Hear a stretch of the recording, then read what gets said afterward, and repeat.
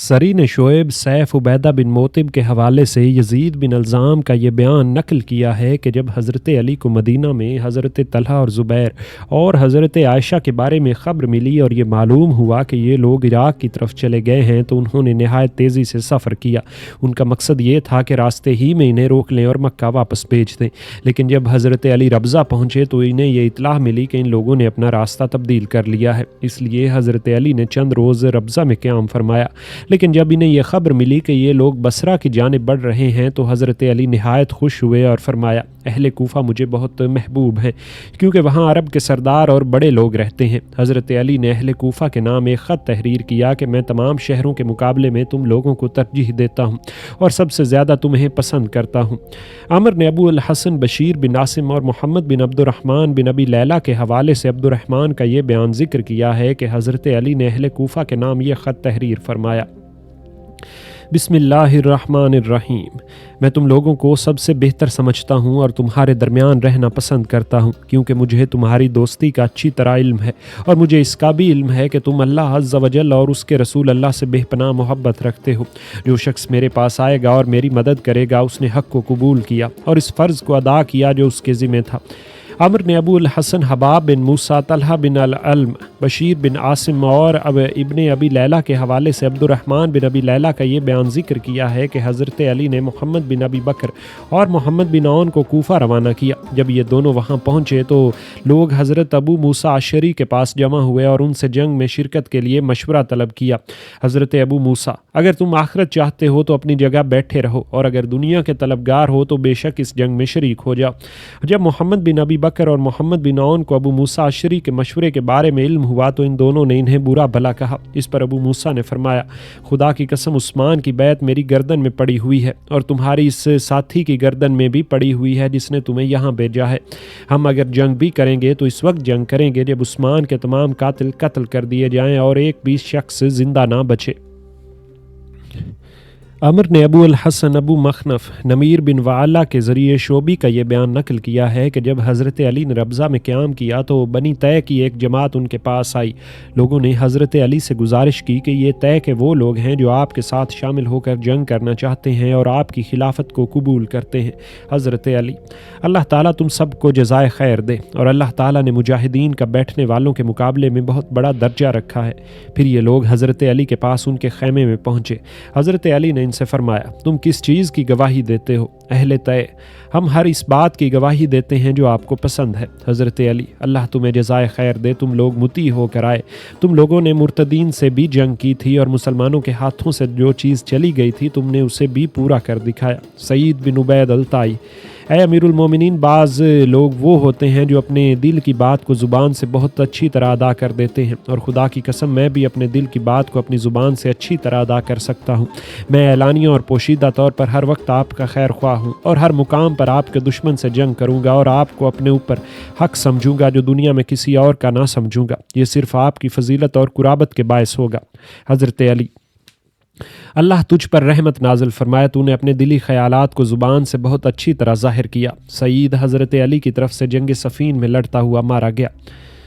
سری نے شعیب اور سیف کے حوالے سے محمد اور طلحہ کا یہ بیان ذکر کیا ہے کہ حضرت علی نے ربضہ پہنچ کر قیام کیا تو محمد بن ابی بکر اور محمد بن جعفر کو کوفہ روانہ کیا اور انہیں تحریر فرمایا، میں تم لوگوں کو تمام شہر والوں سے زیادہ پسند کرتا ہوں اور جو حالات پیش آئے ان میں تمہاری اس امداد کا طلبگار ہوں۔ تم لوگ اللہ کے دین کے مددگار بن جاؤ اور ہمارا ساتھ دو اور ہمارے ساتھ مل کر لوگوں سے جنگ کرو، کیونکہ ہم اصلاح کے طالب ہیں اور یہ چاہتے ہیں کہ تمام امت بھائی بھائی بن جائے۔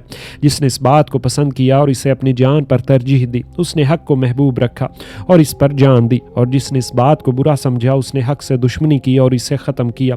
یہ دونوں حضرت علی کا خط لے کر کوفہ روانہ ہوئے اور حضرت علی ربضہ میں ٹھہر کر جنگی تیاریاں فرماتے رہے اور مدینہ سے سواریاں اور ہتھیار منگواتے رہے۔ جب یہ سامان پہنچ گیا تو حضرت علی نے لوگوں سے خطاب کیا اور فرمایا، اللہ عز و جل نے ہمیں اسلام کے ذریعے طاقت عطا فرمائی اور اس کے ذریعے ہمارا درجہ بلند فرمایا اور ہم سب کو بھائی بھائی بنا دیا، حالانکہ ہم ذلیل تھے، ہماری تعداد بھی کم تھی اور ایک دوسرے کے ہم جانی دشمن تھے۔ جب تک اللہ نے چاہا لوگ اسی طریقہ کار پر عمل کرتے رہے کہ اسلام ان کا دین تھا، حق ان میں عام تھا اور کتاب اللہ کو اپنا امام سمجھتے تھے، حتیٰ کہ ایک گروہ نے جسے شیطان نے ورگلا دیا اس شخص کو قتل کر دیا، اور اس طرح شیطان نے امت میں فساد پیدا کر دیا۔ خبردار، جس طرح پہلی امتوں میں تفریق پیدا ہوئی اس طرح اس امت میں بھی تفریق پیدا ہو کر رہے گی۔ ہم اس پیدا ہونے والی برائی سے پناہ مانگتے ہیں۔ اس کے بعد حضرت علی نے دوبارہ فرمایا کہ یہ تفریق ضرور پیدا کر رہے ہیں اور یہ امت 73 فرقوں میں بٹ جائے گی، اور سب سے بدترین فرقہ وہ ہوگا جو مجھے چھوڑ دے گا اور اس چیز پر عمل نہ کرے گا جس پر میں عمل کرتا ہوں۔ اب تم نے سب چیزوں کو دیکھ لیا ہے اور پا لیا ہے، لہٰذا اپنے دین کو مضبوطی سے پکڑو اور نبی کے طریقہ کار پر چلو اور آپ کی سنت کی پیروی کرو، اور تمہیں جو چیز مشکل درپیش آئے اس کا فیصلہ قرآن کے مطابق کرو۔ اگر قرآن اس کا حکم دیتا ہے تو اسے ضروری سمجھو، اور اگر قرآن اس کا انکار کرتا ہے تو اسے رد کرو۔ تم لوگ اللہ عز و جل کے رب ہونے اور اسلام کے دین ہونے اور محمد صلی اللہ علیہ وآلہ وسلم کے نبی ہونے اور قرآن کے حکم اور امام ہونے پر راضی ہو۔ سرین نے شعیب اور سیف کے ذریعے محمد اور طلحہ کا یہ بیان ذکر کیا ہے کہ حضرت علی نے ربضہ سے بصرہ کی طرف سفر کا ارادہ کیا تو رفاع بن رافع کے ایک بیٹے نے کھڑے ہو کر عرض کیا، اے امیر المومنین، آپ کہاں جانا چاہتے ہیں اور ہمیں کس لیے لے جا رہے ہیں؟ حضرت علی: ہم اصلاح کی غرض سے جا رہے ہیں بشرطہ کہ یہ لوگ ہماری بات کو قبول کریں۔ ابن رفاع: اگر انہوں نے بات قبول نہ کی؟ حضرت علی: تو ہم ان کا عذر قبول نہیں کریں گے اور ان کے سامنے حق بات پیش کریں گے اور اسی پر صبر کریں گے۔ ابن رفاع: اگر انہوں نے تب بھی ہمیں نہ چھوڑا؟ حضرت علی: تو ہم اپنی حفاظت کریں گے۔ ابن رفاع: تو پھر اس میں کوئی حرج نہیں۔ حضرت علی روانہ ہوئے۔ راول دستے پر ابو لیلہ بن عمر الجراح کو معین کیا، جھنڈا محمد بن الحنفیہ کو دیا، دائیں بازو عبداللہ بن عباس کے سپرد تھا، بائیں پر عمر بن ابی سلمہ یا عمر بن سفیان بن عبد الاسد کو مقرر کیا۔ اس طرح حضرت علی 760 سواروں کے ساتھ روانہ ہوئے۔ عمر نے ابو الحسن ابو محمد اور عبداللہ بن عمیر کے حوالے سے محمد بن الحنفیہ کا یہ بیان نقل کیا ہے کہ حضرت علی جب ربضہ میں قیام پذیر تھے تو ان کے پاس عثمان بن حنیف آئے، ان کے سر، داڑھی اور پلکوں کے بال اکھاڑ دیے گئے تھے۔ انہوں نے عرض کیا، اے امیر المومنین، آپ نے مجھے داڑھی والا بھیجا تھا لیکن اب میں آپ کے پاس بغیر داڑھی کے واپس آیا ہوں۔ حضرت علی: تو نے اجر اور ثواب حاصل کیا۔ بات یہ ہے کہ مجھ سے قبل 2 شخص لوگوں کے حاکم ہوئے، یعنی حضرت ابو بکر اور حضرت عمر، ان دونوں نے کتاب اللہ پر عمل کیا۔ پھر تیسرا شخص عثمان لوگوں کا حاکم بنا۔ لوگوں نے ان کے بارے میں جو کچھ کہا اور ان کے ساتھ جو سلوک کیا وہ تمہارے سامنے ہے۔ پھر لوگوں نے میری بیعت کی اور طلحہ اور زبیر نے بھی بیعت کی، لیکن ان دونوں نے بعد میں بیعت توڑ دی اور لوگوں کو مجھ پر حملے کے لیے ابھارا۔ مجھے تعجب تو اس بات کا ہے کہ یہ دونوں ابو بکر اور عمر کے کیسے مطیع اور فرما بردار تھے، لیکن میرے اتنے مخالف ہیں۔ خدا کی قسم یہ دونوں بات خوب جانتے ہیں کہ میں گزشتہ لوگوں سے کم نہیں ہوں۔ اے اللہ، انہوں نے میرے لیے جو مشکل پیدا فرمائی ہے اسے حل فرما، اور انہوں نے اپنی ذات کے بارے میں جو فیصلہ کیا ہے اس میں انہیں ذلیل نہ کر، اور ان کے عمل کی برائی انہیں دکھا دے۔ محمد بن ابی بکر اور محمد بن جعفر کوفہ پہنچے تو حضرت ابو موسیٰ اشعری کو حضرت علی کا خط دیا اور لوگوں سے حضرت علی کے لیے امداد طلب کی، لیکن ان دونوں کی بات کا کسی نے کوئی جواب نہ دیا۔ جب شام ہوئی تو باشعور لوگ حضرت ابو موسیٰ کے پاس آئے اور ان سے سوال کیا کہ اس جنگ میں شرکت کے لیے آپ کیا فرماتے ہیں؟ حضرت ابو موسیٰ نے فرمایا، گزشتہ کل جو رائے تھی وہ آج نہیں ہے۔ وہ شخص علی جس سے تم اس کے معاملات میں کمزور سمجھ رہے ہو، اسی نے تمہیں ان حالات میں مبتلا کیا ہے جو تم دیکھ رہے ہو، اور ابھی تو مزید بہت کچھ پیش آنے والا ہے۔ راستے صرف 2 ہیں، ایک آخرت کا راستہ ہے اور ایک دنیا کا راستہ، جسے تم چاہو اختیار کر لو۔ حضرت ابو موسیٰ کے اس فرمان کا اثر یہ ہوا کہ کوئی شخص حضرت علی کے ساتھ مل کر جنگ میں شرکت کے لیے تیار نہیں ہوا۔ یہ بات محمد بن ابی بکر اور محمد بن جعفر کو بہت بری معلوم ہوئی۔ ان دونوں نے ابو موسیٰ کو برا بھلا کہا۔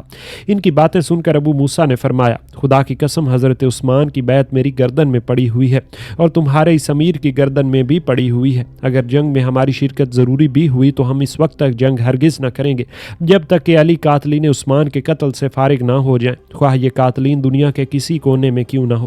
یہ سن کر محمد بن ابی بکر اور محمد بن جعفر کوفہ سے واپس ہوئے اور ذیکار میں حضرت علی کے پاس پہنچے اور انہیں تمام حالات سے آگاہ کیا۔ حضرت علی اشتر کے ساتھ کوفہ کی طرف چل چکے تھے اور جلد کوفہ پہنچنا چاہتے تھے۔ یہ حالات سن کر حضرت علی نے اشتر سے فرمایا، اے اشتر، تم ابو موسیٰ کو جواب دینے کے لیے صحیح معنی میں اہل ہو، تم ہی ان پر اعتراض کر سکتے ہو، اس لیے تم اور عبداللہ بن عباس کوفہ جاؤ اور ان خراب حالات کی اصلاح کرو۔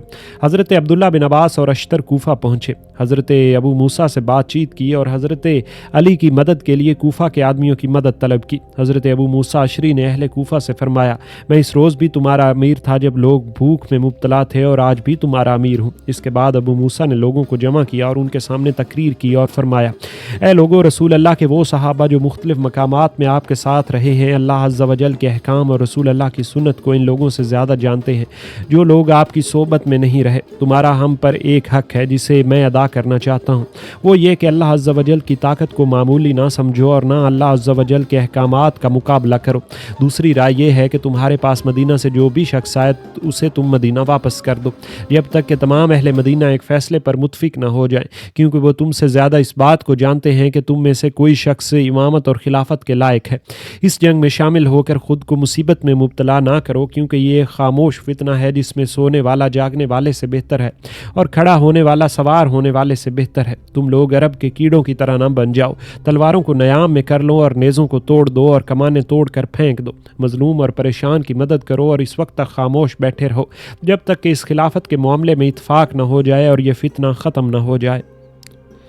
سری نے شعیب اور سیف کے حوالے سے محمد اور طلحہ کا یہ بیان نقل کیا ہے کہ جب حضرت عبداللہ بن عباس اور اشتر ناکام ہو کر حضرت علی کے پاس پہنچے اور ان حالات سے آگاہ کیا تو حضرت علی نے اپنے بیٹے حضرت حسن کو طلب فرمایا اور انہیں کوفہ روانہ کیا اور ان کے ساتھ عمار بن یاسر کو بھی بھیجا۔ حضرت حسن سے فرمایا، تم کوفہ جا کر وہاں کے خراب حالات کو درست کرو۔ یہ دونوں کوفہ پہنچے اور مسجد میں گئے۔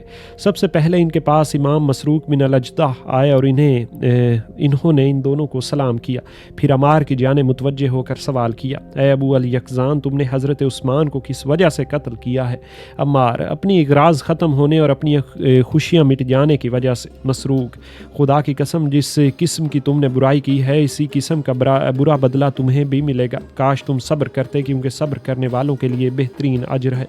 جب حضرت ابو موسیٰ کو ان لوگوں کی آمد کا علم ہوا تو وہ مسجد تشریف لائے اور حضرت حسن کو دیکھ کر سینے سے چمٹا لیا، اور اس کے بعد ابو موسیٰ نے عمار کی جانب متوجہ ہو کر فرمایا، اے ابو یقظان، کیا دوسرے لوگوں کی طرح تو نے بھی امیر المومنین کی دشمنی اختیار کر لی تھی اور اس طرح تو نے بھی اپنے آپ کو فاجروں میں شامل کر لیا؟ عمار، میں ایسا کیوں نہ کرتا اور مجھے یہ بات کیوں بری معلوم ہوتی؟ ابھی عمار بات بری بھی نہ کر پائے تھے کہ حضرت حسن نے بات درمیان میں کاٹ دی اور حضرت ابو موسیٰ سے مخاطب ہو کر فرمایا، اے ابو موسیٰ، آپ نے لوگوں کو ہماری مدد سے کیوں روک دیا ہے؟ خدا کی قسم، ہمارا ارادہ لوگوں کی اصلاح کرنا ہے اور امیر المومنین جیسی شخصیت کے بارے میں کسی برائی کا خیال بھی نہیں کیا جا سکتا۔ حضرت ابو موسیٰ، میرے ماں باپ آپ پر قربان، آپ نے یہ بات سچ فرمائی ہے، جس سے مشورہ طلب کیا جاتا ہے وہ امین ہوتا ہے۔ میں نے رسول اللہ کو فرماتے سنا ہے کہ عنقریب ایک فتنہ پیدا ہونے والا ہے جس میں بیٹھنے والا کھڑے ہونے والے سے بہتر ہوگا اور کھڑے ہونے والا چلنے والے سے اور چلنے والا سوار سے۔ اللہ تعالیٰ نے ہم سب مسلمانوں کو بھائی بھائی بنایا ہے اور ہمارے اموال اور خون ایک دوسرے پر حرام کیے ہیں۔ اللہ تعالیٰ کا ارشاد ہے، اے ایمان والو، آپس میں ایک دوسرے کے مال ناجائز طور پر نہ کھاؤ۔ نیز ارشاد فرمایا، اور آپس میں ایک دوسرے کو قتل نہ کرو، کیونکہ اللہ تعالیٰ تم پر بہت رحیم ہے۔ اور ارشاد ہے، اور جو شخص کسی مومن کو جان بوجھ کر قتل کرے اس کی سزا جہنم ہے جس میں وہ ہمیشہ رہے گا، اور اللہ کا غضب اور لعنت اس پر نازل ہوتی رہے گی، اور اس کے لیے اللہ نے زبردست عذاب تیار کر رکھا ہے۔ اس بات پر عمار غضبناک ہو گئے۔ انہوں نے ابو موسیٰ کو برا بھلا کہا اور لوگوں کو مخاطب کر کے بولے، نبی کریم صلی اللہ علیہ وآلہ وسلم نے یہ حکم اس کے لیے خاص طور پر دیا ہوگا، تو جس چیز سے بیٹھ جانا چاہتا ہے اس میں تجھ سے کھڑے ہونے والا بہتر ہے۔ یہ سن کر بنو تمیم کا ایک شخص کھڑا ہوا اور اس نے عمار سے کہا، اے غلام، تو کل تک فتنہ کھڑے کرنے والوں کے ساتھ تھا اور آج ہمارے امیر کے منہ لگ رہا ہے۔ اس پر زید بن سوحان اور ان کی جماعت نے شور مچایا اور دوسرے لوگ بھی شور مچانے لگے۔ حضرت ابو موسیٰ نے لوگوں کو خاموش کیا اور پھر آگے بڑھ کر ممبر پر جا کر بیٹھے۔ لوگ بھی خاموش ہو گئے۔ زید بن سوحان گدھے پر سوار ہو کر مسجد کے دروازے تک پہنچے اور ان کے پاس حضرت عائشہ کے 2 خطوط تھے۔ ایک خط ان کے نام تھا اور دوسرا تمام اہل کوفہ کے نام۔ یہ عام خط انہوں نے لوگوں سے منگوا کر اس مخصوص خط کے ساتھ شامل کر دیا تھا۔ وہ دونوں خط لے کر آئے۔ عام خط میں تحریر تھا: اے لوگو، اپنی جگہ قائم رہو اور اپنے گھروں میں بیٹھے رہو اور قاتلین عثمان کے علاوہ کسی سے جنگ نہ کرو۔ یہ خط سنانے کے بعد زید بن سوحان نے لوگوں سے کہا کہ حضرت عائشہ کو بھی ایک حکم دیا گیا تھا اور ہمیں بھی ایک حکم دیا گیا تھا۔ ان کے لیے تو حکم یہ تھا کہ وہ گھر میں بیٹھیں اور ہمارے لیے حکم یہ تھا کہ ہم اس وقت تک جنگ کریں جب تک کہ کوئی فتنہ باقی رہے۔ حضرت عائشہ اب ہمیں اس بات کا حکم دے رہی ہیں جس کا انہیں حکم دیا تھا اور خود اس رائے پر عمل کر رہی ہیں جو ہمارے لیے تھا۔ زید نے ابھی اپنی بات پوری نہ کی تھی کہ شمس بن ربی نے انہیں کھڑے ہو کر ٹوک دیا: اے عمانی، تو وہی شخص ہے جس نے جنگ جلولہ میں چوری کی تھی اور اس کی سزا میں خدا نے تیرا ہاتھ کاٹ ڈالا تھا، اور اب تو ام المومنین کی مخالفت کر رہا ہے۔ اللہ تجھے تباہ کرے۔ ام المومنین تو اسی بات کا حکم دیا ہے جس کا اللہ تعالیٰ نے حکم فرمایا ہے، اور وہ یہ ہے کہ لوگوں کے درمیان مصالحت سے رہیں، اور میں بھی پروردگار کعبہ کی قسم یہی کھا کر یہی کہتا ہوں۔ ان تقاریر سے لوگوں میں ایک ہنگامہ برپا ہو گیا۔ اب حضرت ابو موسیٰ دوبارہ تقریر کرنے کے لیے کھڑے ہوئے اور لوگوں سے فرمایا: اے لوگو، تم میری اطاعت کرو اور تم ایک کیڑے کی طرح خاکسار بن جاؤ کہ ظالم تمہارے پاس آ کر پناہ لے سکے اور خواہ خوف زدہ تمہارے پاس آ کر محفوظ ہو جائیں۔ ہم رسول اللہ کے صحابہ ہیں اور ہم ہی لوگ اس فتنہ سے واقف ہیں جس کی حضور نے خبر دی تھی۔ وہ فتنہ جب تمہارے سامنے آئے گا تو لوگوں کو شکوک و شبہات میں مبتلا کر دے گا، اور جب ختم ہو جائے گا تو اس کی حقیقت ظاہر ہوگی۔ فتنہ لوگوں کو اسی طرح کھا جائے گا کہ جیسے پھیلنے والی بیماری شمال اور جنوب، آگے اور پیچھے ہر طرف پھیلتی ہے، اور اس میں کبھی کبھی سکون بھی آ جاتا ہے۔ کوئی نہیں جانتا کہ کون شخص اس میں مبتلا ہوگا اور کسے یہ باقی چھوڑے گی۔